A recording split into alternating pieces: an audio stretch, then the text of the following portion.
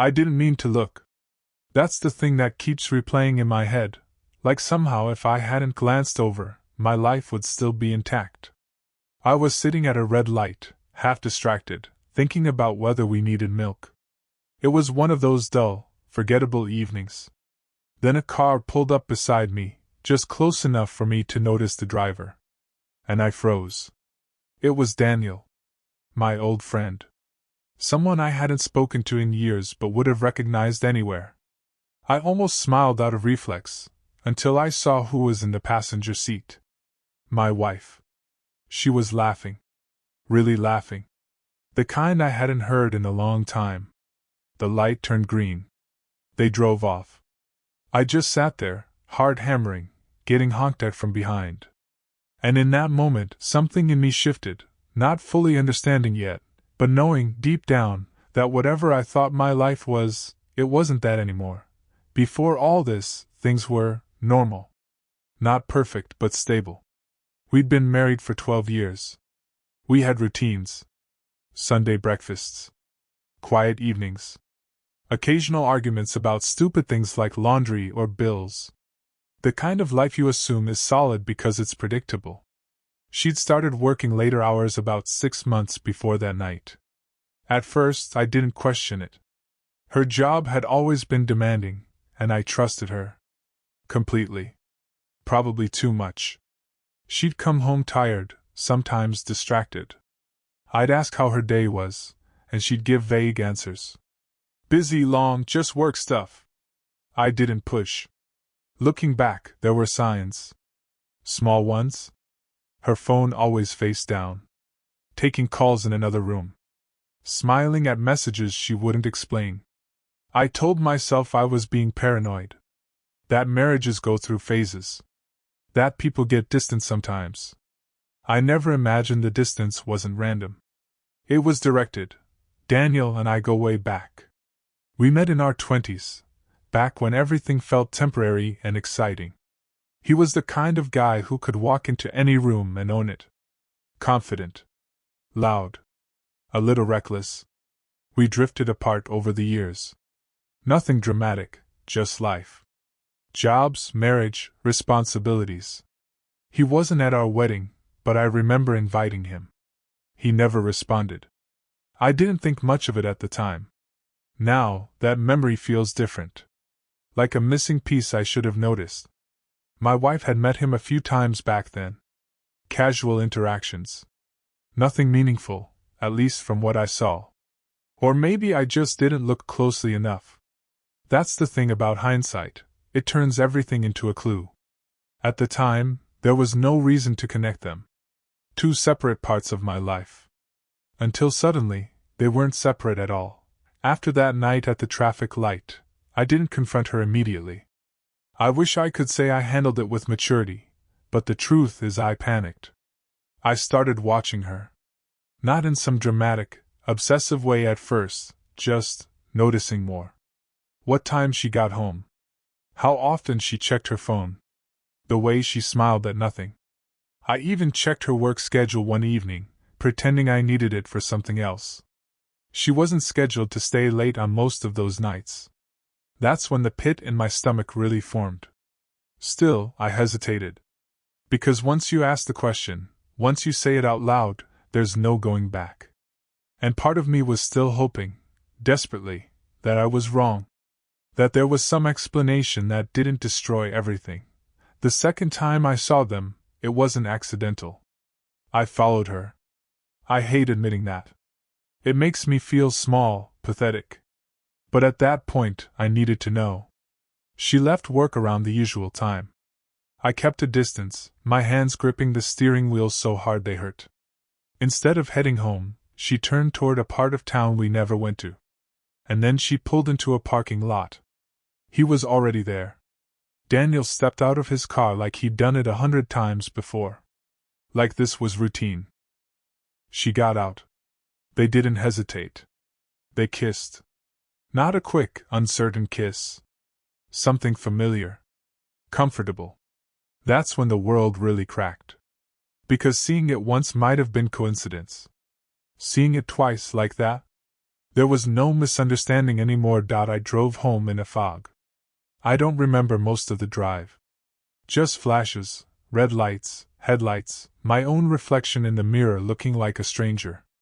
When she came home later that night, I acted normal. That's the part that messes with me the most. I asked about her day. She said, "Long, exhausting." I nodded like I believed her. We ate dinner, watched TV, sat side by side like nothing had changed. Meanwhile, my chest felt like it was collapsing in on itself. I kept staring at her, wondering how someone could lie so easily. Or maybe wondering how I never saw it before. At one point, she reached for my hand. I almost pulled away. But I didn't. I just sat there, holding the hand of someone I suddenly realized I didn't know at all. The confrontation didn't happen right away. I dragged it out for days. Part of me wanted more proof, which sounds ridiculous now. I'd already seen enough. But another part of me just wasn't ready to hear it. Because hearing it meant it was real. Finally, one night, I couldn't take it anymore. I asked her directly, "Are you seeing someone?" She froze. Not confused. Not offended. Frozen. And that silence said more than anything else. Then she said, "Why would you ask that?" That question, it almost made me laugh. I told her what I saw. Both times. Her face changed in a way I'll never forget. Not anger.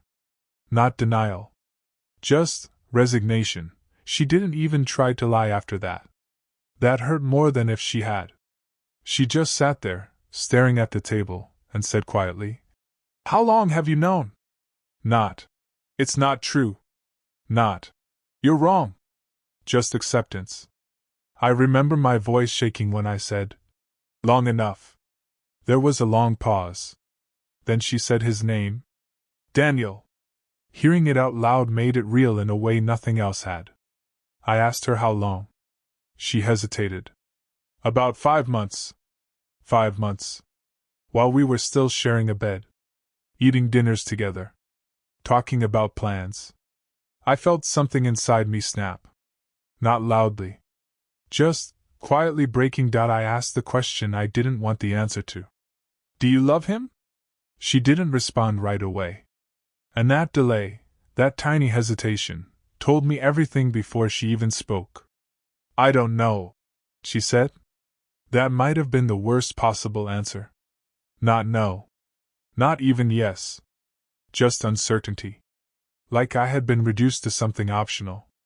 I started asking everything at once after that. "How did this happen? Why him? Why didn't you just tell me something was wrong?" She tried to explain. Said she felt distant from me. Said things had become routine. Said he made her feel seen again. That phrase still echoes in my head. As if I had made her invisible. As if that justified any of it. We argued for hours. Voices raised. Then lowered. Then raised again. At one point, she cried. I didn't. I couldn't. I felt too numb for that. She said it wasn't planned. That they just reconnected. Apparently, they'd run into each other months ago. Started talking. Then meeting. Then everything else. I asked if she ever planned to tell me. She didn't answer. That was answer enough. At some point, I asked the question I hadn't wanted to ask. Were you going to leave me? She looked at me, really looked, and said, I don't know. Again. That same uncertainty. Like my entire life was something she was still deciding on. The days after that were surreal in a way I still struggle to describe. We stayed in the same house at first. Not because it made sense, but because neither of us knew what else to do. There's something deeply unsettling about sharing a space with someone who has just shattered your entire reality. Every object suddenly feels loaded. The couch where we used to watch movies. The kitchen table where we planned vacations. Even the hallway felt different, like it belonged to strangers. We slept in the same bed for a few nights, if you can even call it sleeping. We lay there in silence, facing opposite directions. No touching. No talking. Just two people existing inches apart but feeling like they were miles away. Every interaction became mechanical. Forced. Did you eat? Yeah. What time are you leaving tomorrow? Early. It was like we were rehearsing lines in a play neither of us wanted to be in. I kept replaying everything in my head. Every late night she came home tired. Every time she said, "Just work stuff." Every small moment that I brushed off because it didn't seem important enough to question. I started dissecting memories like evidence. The way she used to laugh more. When did that stop? The way she used to reach for me without thinking. When did that fade? The nights she turned away, saying she was too tired. Was that real, or was I just convenient when nothing else was happening? I kept asking myself the same question over and over. When did I lose her? And the worst part was, I couldn't find a single moment. There wasn't a dramatic shift. No clear breaking point.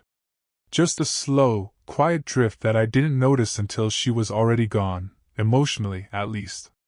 And I hate that part of it.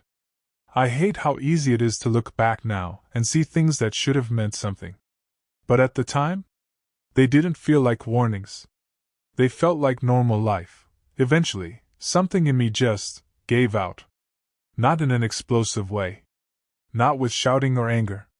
Just a quiet realization that I couldn't keep living like that. One evening, after another long stretch of silence between us, I said it. "I think you should leave." She didn't argue. That's what made it hurt more. "No. Please, let's fix this." "No. Don't do this." Just a small nod, like she had already accepted this outcome long before I said it out loud. "Okay," she said. And that was it. She started packing that same night. I sat on the edge of the bed while she moved around the room, opening drawers, pulling clothes off hangers, folding things into a suitcase. It was such a normal action, packing, but in that moment, it felt unbearable to watch. This was the same person who used to leave clothes scattered everywhere. The same person who used to complain about packing for trips. Now she was methodical. Quiet. Focused. Like she had done this in her mind 100 times already. At one point, she picked up a sweater I had given her years ago. She hesitated for just a second, then folded it and put it in the bag anyway. That tiny moment stuck with me. I don't know why. Maybe because I wanted it to mean something. Before she zipped up the suitcase, she looked around the room. Not dramatically, not emotionally. Just a glance. Like she was checking if she forgot anything. That's when it really hit me. To her, this wasn't the end of everything. It was just a transition. When she finally stood by the door, bag in hand, there was a long silence. "I'm sorry," she said. And I remember staring at her, trying to figure out what that apology even meant. Sorry for getting caught? Sorry for hurting me? Sorry that things ended this way? I almost asked. But I didn't. Because I had a feeling the answer wouldn't make it better. So I just nodded. And then she walked out. The door closed. And the silence that followed wasn't just quiet, it was hollow. Like the house itself knew something was missing. It didn't take long for people to notice something was wrong. You can only disappear emotionally for so long before someone asks questions. At first, I kept it vague. "We're having issues. She's staying somewhere else for a while." That kind of thing. But eventually, the truth started leaking out. Not because I wanted it to, but because stories like this don't stay contained. Someone saw her with him. Someone connected the dots. And suddenly people knew. Not everything, but enough. The reactions were mixed. Some friends were immediately on my side. Angry on my behalf. Saying things like, "I always had a bad feeling about her." Which honestly just made me feel worse. Because if they saw something, why didn't I? Others stayed neutral. Careful with their words. Like they didn't want to get involved in something messy. And then there were the ones who just faded away. Not dramatically. They just stopped reaching out. Maybe they didn't know what to say. Or maybe my situation made them uncomfortable. Betrayal doesn't just break relationships, it exposes which ones were solid to begin with. I never spoke to Daniel. Not once. I thought about it more times than I can count. I imagined running into him, confronting him, asking him why. I even imagined hitting him. Not proud of that, but it's true. There's a certain kind of anger that looks for a target, and he was an easy one. But every time I played it out in my head, it ended the same way. It wouldn't change anything. He didn't make vows to me. He didn't promise me loyalty. She did. And that realization, it shifted the focus of my anger. It didn't make him innocent. But it made her betrayal sharper. More intentional. More personal. It's been a year now. That feels strange to say. Time has moved forward, whether I wanted it to or not. We're officially divorced. Papers signed. Everything legally settled. On paper, it's clean. In reality, it's anything but. She's still with him, as far as I know. I found that out a few months after everything ended through mutual friends. Apparently, they didn't even try to hide it. Part of me expected that.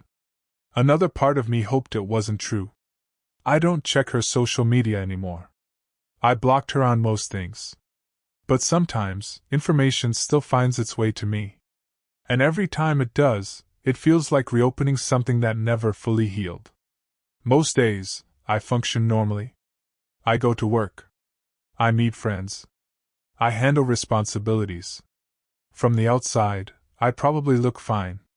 But there are moments, small, random moments, where it all comes rushing back. A song we used to listen to in the car. A restaurant we used to go to on weekends. Even something as simple as seeing a couple laughing together can trigger it. And suddenly, I'm not in the present anymore. I'm back at that red light. Watching her sit in someone else's car. Laughing in a way I hadn't seen in years. That memory is burned into me. I've tried dating. A few times. Nothing serious. And every time, I find myself holding back. Not because the other person did anything wrong, but because something in me doesn't fully trust the situation. I question things I never used to question. If someone takes too long to reply, I notice. If they seem distracted, I notice. And I hate that version of myself. Because it feels like I'm carrying damage that wasn't mine to begin with. I think about it less now. Not because it hurts less, but because I've learned how to live around it. Like an old injury that doesn't fully heal, but you adjust to the pain. There are still questions I don't have answers to. Did she ever really love me the way I loved her? Or was I just comfortable? Was our life real, or just something that worked until something better came along? And maybe the hardest question. Would I have noticed anything if I hadn't seen her that night? Or would I still be living in that version of reality, completely unaware?